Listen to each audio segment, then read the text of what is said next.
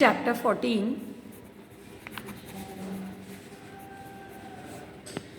14 that is application of integrals. अभी तक आपने देखा कि आपने कैलकुलस पढ़ा, पूरा इंटीग्रल पढ़ा, पर उसके एप्लीकेशन क्या थे। तो आपको बहुत बेसिक वे से एप्लीकेशन ऑफ इंटीग्रल्स दे रखे हैं। इसके इंटीग्रल्स के एप्लीकेशन बहुत वास्ट लेवल पे होते हैं, पर आपको बहुत बेसिक लेवल पे एप्लीकेशंस ऑफ इंटीग्रल्स जो स्टार्ट है, इनिशियल लेवल है, वो आपको मैं स्टार्ट करूँगी। उससे पहले कुछ बेसिक कंसेप्ट्स जो लास्ट ईयर आपने चैप्टर्स पढ़े थे, वो 11th क्लास में, प्रीवियस क्लास में, उसके कुछ कंसेप्ट्स जो आप अभी तक भूल चुके होंगे, मैं फिर से आपको एक बार रिवाइज़ करा देती हूँ। अगर ये कंसेप्ट आपको याद रह जाएंगे तो इससे आपको ये चैप्टर करने में बहुत ईजी रहेगा। और ये चैप्टर इंडिविजुअली चैप्टर आपको 5 मार्क्स का क्वेश्चन देता है, और ज़्यादा एक्सरसाइज भी नहीं है, 2 एक्सरसाइज ही है, पर इन 2 एक्सरसाइज के लिए आपको कुछ बेसिक पता होना चाहिए, अदरवाइज़ आप इस क्वेश्चन का ABCD भी नहीं कर पाएंगे, क्योंकि ये अच्छे लेवल के क्वेश्चंस हैं। सबसे पहले लास्ट ईयर आपने 2D पढ़ी थी, उसी से स्टार्ट करते हैं हम। आपने पढ़ा था इक्वेशन ऑफ एक्स एक्सिस। क्या होती है एक्स एक्सिस की इक्वेशन? y equals to 0। फिर आपने पढ़ा था equation of y axis, that is x equals to 0। फिर आपने पढ़ा था equation of line parallel to X axis. अगर कोई लाइन है और वो एक्स एक्सिस के पैरेलल है तो उसकी इक्वेशन होती है y equals to constant. Constant means that the distance between the line and that of the X axis, it is y equals to a बोलो, b बोलो, o होगा। And then equation of line parallel to y axis. If the line is parallel to y-axis, then its equation is x equals to constant, and that constant is the distance from y-axis. So it is x equals to a. Now see beta, equation of line parallel to y-axis. Wait a minute, थोड़ा blur है, एक second. Parallel to y-axis, so it is x equals to constant. Now see, और भी आपने पढ़ा था equation of line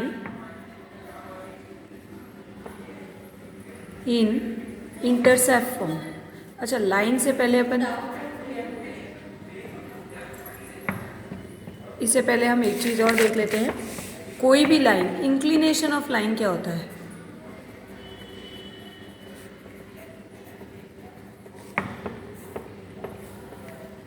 कोई भी लाइन एक्स एक्सिस के साथ एंगल बनाती है, वो आपका कहलाता है, हमेशा एक्स एक्सिस के साथ बनने वाला एंगल आपका थीटा इंक्लिनेशन कहलाता है। इंक्लिनेशन को हम एम्पलीट्यूड भी कहते हैं। Amplitude, inclination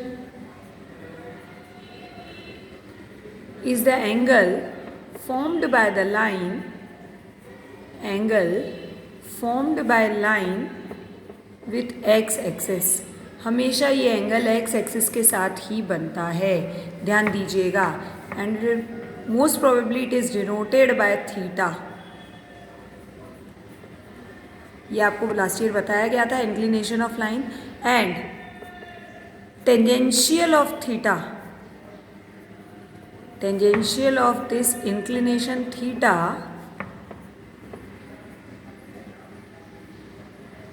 that is tan theta is said to be the slope.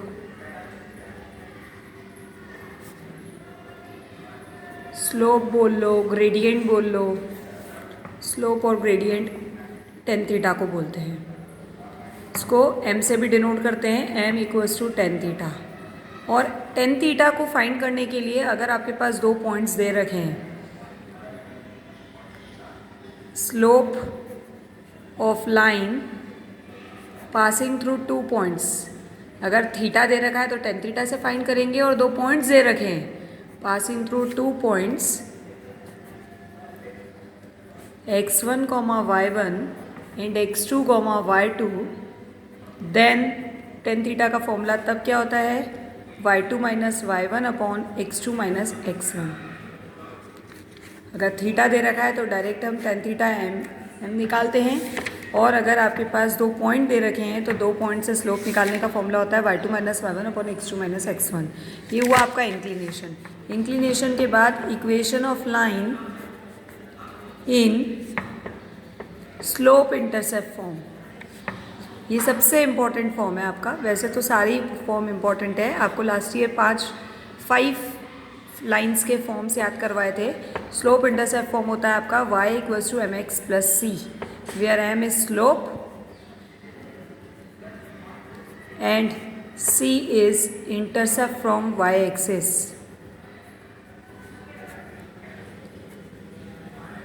देखिए जरा, ये लाइन हमने बनाई, इसकी इक्वेशन आपकी y equals to mx plus c, ये लाइन x एक्सिस के साथ थीटा एंगल बना रही है, सो m उसका स्लोप बन गया tan थीटा, और c क्या है, intercept from y axis. Intercept का मतलब लास्ट ईयर बताया था लेंथ, y एक्सिस के साथ जितनी वो लेंथ कट कर रहा है वो आपका इंटरसेप्ट होगा।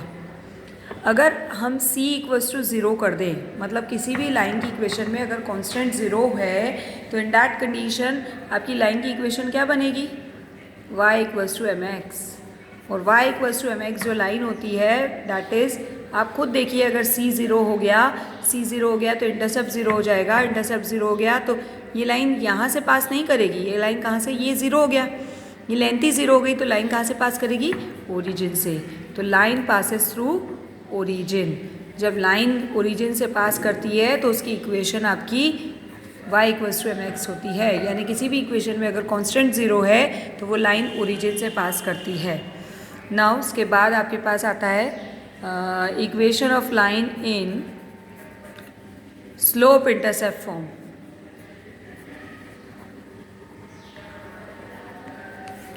स्लोप इंटरसेप्ट फॉर्म क्या होता है, x by A plus y by B equals to 1, यानी सॉरी स्लोप इंटरसेप्ट फॉर्म नहीं, intercept form.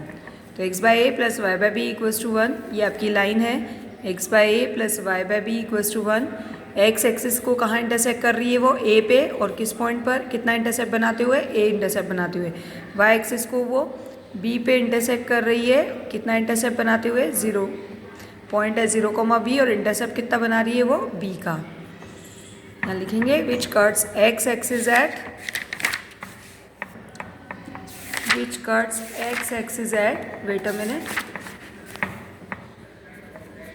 which cuts x axis at capital A, 0 and y axis at capital B, 0, B, and makes intercept of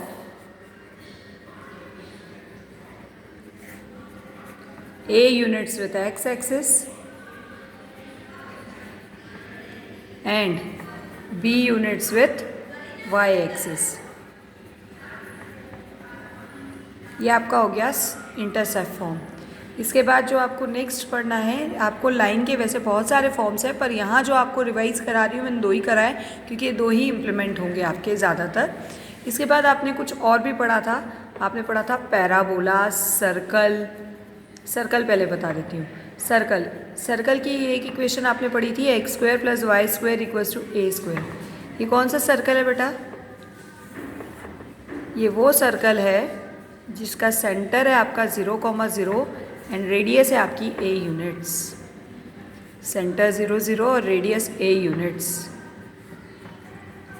centre आपका, ये पहला circle, centre 0,0, radius a units.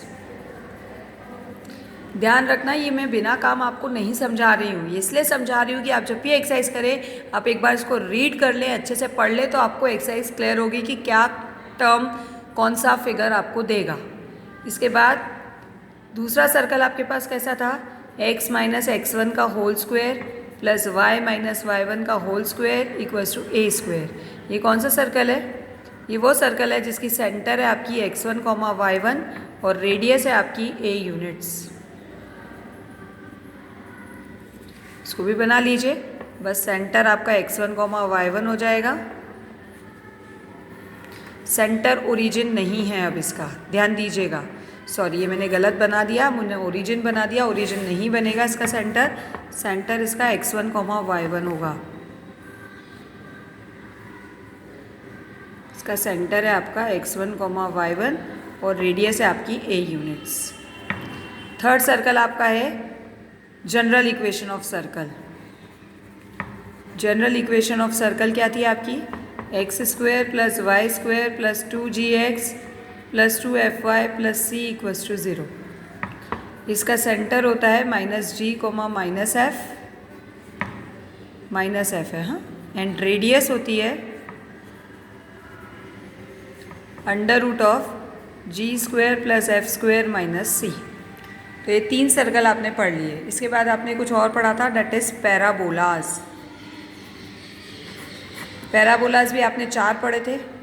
तो पहले parabola में आपको मैंने पहला वाला पैराबोला जो था वो था y² = 4ax, जो कि बनता था x एक्सिस पे पॉजिटिव डायरेक्शन में। तो ये पैराबोला, और ये जनरल पैराबोला की वर्टेक्स हमेशा ओरिजिन होगी, ध्यान देना। ये इसकी वर्टेक्स, ओरिजिन, फोकस a, 0 और ये उसकी डायरेक्ट्रिक्स। तो ये पहला पैराबोला। इनके शेप आपको याद रखने हैं। इस तरह की इक्वेशन होगी तो कौन सा शेप होगा, कौन सी इक्वेशन पे कौन सा शेप बनेगा, ये आपको याद रखना है। फोकस, वर्टेक्स, अगर जनरल पैराबोला है तो वर्टेक्स ओरिजिन होगी उसकी, और ये डायरेक्ट्रिक्स। दूसरा पैराबोला कौन सा था आपका? दूसरा था y² = -4ax। तो ये पैराबोला आपका कहाँ बनेगा? नेगेटिव डायरेक्शन में, x एक्सिस पे। इसकी भी वर्टेक्स आपकी, ये वर्टेक्स कहलाती है। वर्टेक्स आपकी ओरिजिन, फोकस आपका -a, 0 और ये उसकी डायरेक्ट्रिक्स। तीसरा पैराबोला जो आपने पढ़ा था वो था x² = 4ay, जो कि positive direction of x axis पे बनेगा। तो ये positive direction of x axis पे हमने बना लिया इसको। इसकी वर्टेक्स 0, 0 और फोकस इसका 0, a और ये इसकी डायरेक्ट्रिक्स। चौथा पैराबोला आपका था x² = -4ay, ये नेगेटिव डायरेक्शन में बनेगा। शेप इनकी याद रखनी बेटा। अगर आप शेप याद रख लेते हैं तो उसके बाद फिर आपको इतनी प्रॉब्लम नहीं होगी। वर्टेक्स 0, 0 है, 0, -a फोकस और ये इसका डायरेक्ट्रिक्स। ये थोड़ा सा सही शेप नहीं बनाया है, पर आप समझ गए कि इसको नीचे की तरफ बनाना है ना। उसके बाद जो आपने पढ़ा था वो लास्ट टॉपिक है इसका, इलिप्स। हाइपरबोला नहीं आएगा, इलिप्स ही पढ़ना है बस आपको। इलिप्स की इक्वेशन थी x² / a² + y² / b² = 1। When a is greater than b, तो आपका ये इलिप्स बनता है x एक्सिस पे। ये x एक्सिस पे बनाया।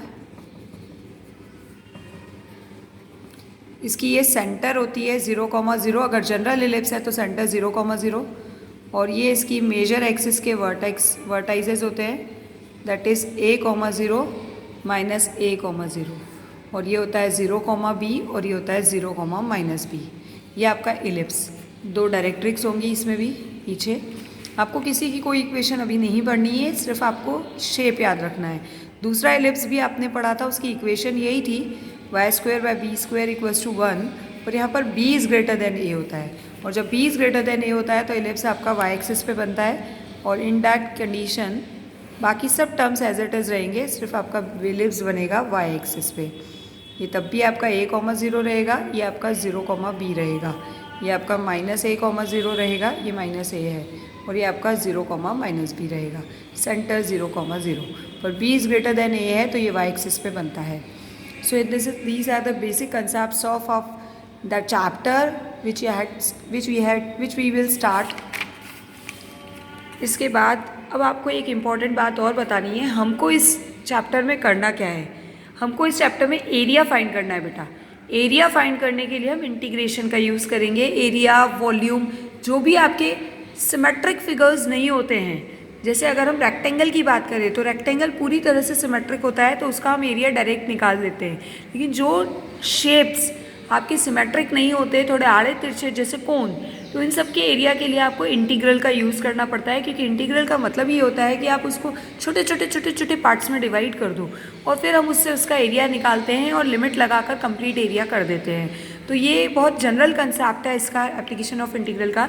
तो जब भी हम एरिया निकालेंगे तो एक बात और ध्यान रखें कि अगर आपके पास लिमिट x एक्सिस पे है, limit is on x axis, तो हम इंटीग्रल जो लेंगे वो y dx लेंगे।